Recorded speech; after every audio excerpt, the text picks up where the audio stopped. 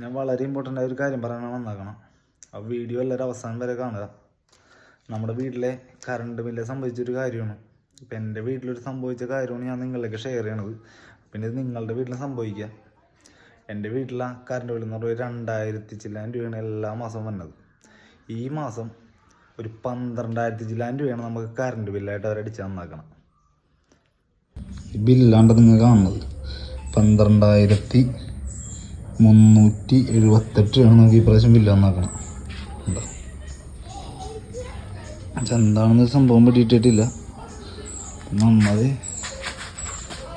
KSBക്കാരോട് പറഞ്ഞിട്ട്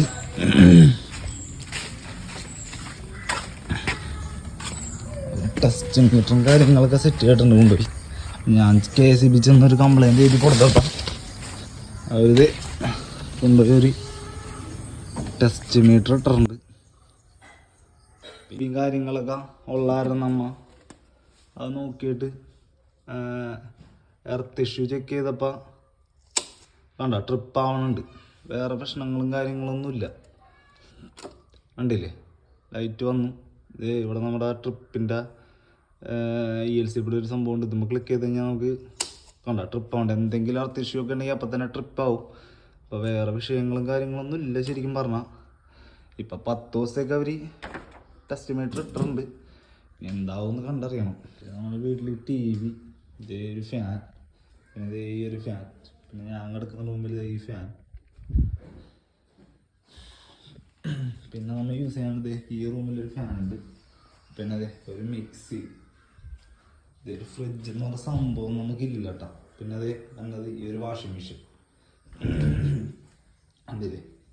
വേറെ ഫ്രിഡ്ജ് എന്നുള്ള സംഭവങ്ങളൊന്നും നമ്മൾ യൂസ് ചെയ്യണില്ല. പിന്നെ കുറച്ച് ലൈറ്റും സംഭവങ്ങളൊക്കെ. പിന്നെ പുറത്തോട്ട് വന്നു കഴിഞ്ഞാൽ ഇതിൻ്റെ വണ്ടി ഇലക്ട്രിക്, ഇത്രയും സംഭവങ്ങളാണ് നമ്മൾ ഇലക്ട്രിക്കായിട്ട് യൂസ് ചെയ്യണം.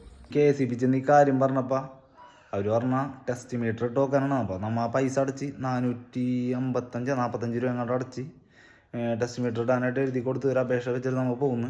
പക്ഷെ അവർ പറഞ്ഞ കാര്യം എന്ന് വെച്ച് കഴിഞ്ഞാൽ ഇപ്പോൾ നോക്കിയിട്ട് ചെക്ക് ചെയ്തിട്ട് മീറ്ററിൻ്റെ കംപ്ലൈൻ്റ് ആണെങ്കിൽ പൈസ ഇളവ് ചെയ്ത് തരാം, അല്ലെങ്കിൽ വേറെ വല്ല അതിൻ്റേതല്ലാത്ത പ്രശ്നങ്ങളാണെങ്കിൽ നിങ്ങൾ ഈ പൈസ അടക്കേണ്ട വരുമെന്നാണ് അവർ പറഞ്ഞേക്കണത്. അത് EMI സ്കീമിലായാലും നിങ്ങൾ എന്തായാലും അടക്കേണ്ട വരുമെന്നാണ് പറഞ്ഞത്. മീറ്ററിൻ്റെ പൈസയാണെങ്കിൽ മാത്രം ഒരു ഇളവ് ചെയ്ത് തരുള്ളൂ എന്നാണ് ഇപ്പോൾ പറഞ്ഞേക്കണത്. അപ്പം നമ്മൾ ഇവിടെ വീട്ടിലേക്ക് ചെക്ക് ചെയ്തപ്പോൾ എർത്തും കാര്യങ്ങളൊന്നും കാണിച്ചില്ല. എന്ന് വെച്ച് കഴിഞ്ഞാൽ നിങ്ങളുടെ വീട്ടിൽ ഇനി സംഭവിക്കാൻ നാളെ. അപ്പോൾ എല്ലാവരും ഇടയ്ക്ക് ഇങ്ങനെയുള്ള ELCB ഒക്കെ ഒന്ന് ഇടയ്ക്കൊന്ന് ചെക്ക് ചെയ്ത് നോക്കുക. ട്രിപ്പ് ആവണണ്ട, അങ്ങനെ വല്ല എർത്ത് ഇഷ്യൂ ഒക്കെ വന്നണ്ട. ശരി, നമ്മ അറിയില്ല കറണ്ട് ബില്ല് ഇങ്ങനെ കൂടിക്കൊണ്ടിരിക്കുന്നത്. അപ്പോൾ എല്ലാവരും ശ്രദ്ധിക്കുക. ഓക്കെ.